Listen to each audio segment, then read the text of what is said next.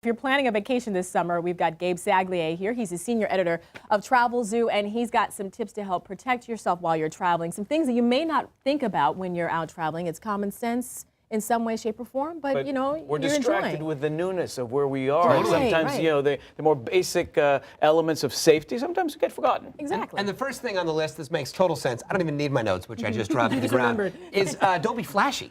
Don't be a show-off. I know this is it's going to be tough for a guy for like you. JD. My who likes bling to- will have to go back. JD takes a wad of euros to pay for a cappuccino. But How much you need? Here you go. So, but you know, yeah, wads of cash, flashy jewelry. You know, you want to be a little bit more discreet with that kind of a thing. That can be an invitation to potential muggers. Make sure your zippers on your purses are zipped up. Maybe you wear your purse up front. My dad taught me when I was very young to wear my wallet when I'm traveling in an inside front pocket versus the back, which is easier to access. So, don't be flashy.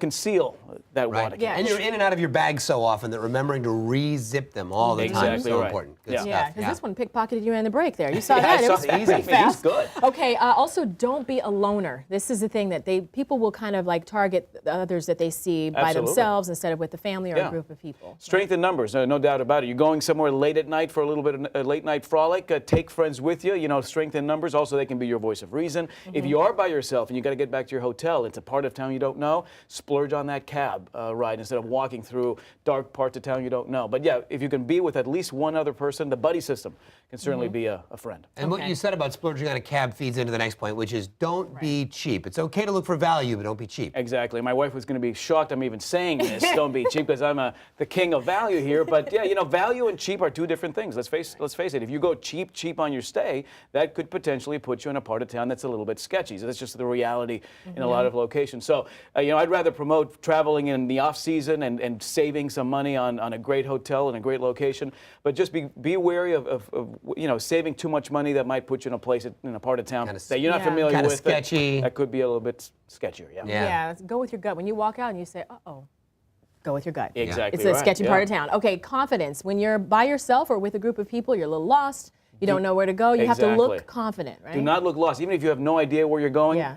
make it seem like you know exactly where you're going. I mean, I do this every day in everyday life. But certainly in a place where that you're not familiar with, you don't want to look like you're not sure where you're going. If you need directions, instead of busting out the map in the middle of the night, walk into a restaurant, walk into a hotel, a store, ask for directions in there, and then go along your way. Or before you leave your hotel, try to map out your trajectory so you at least are familiar as to what turns to make. But the more confident you are, the more aware you seem to be of where you're going, the least prone you might be to get someone to come up to you. And the main thing we should pack for our safety is our common sense. Common sense. Just be aware of your surroundings. Be aware of the laws of the land. You know how old you have to be to drink, to drive.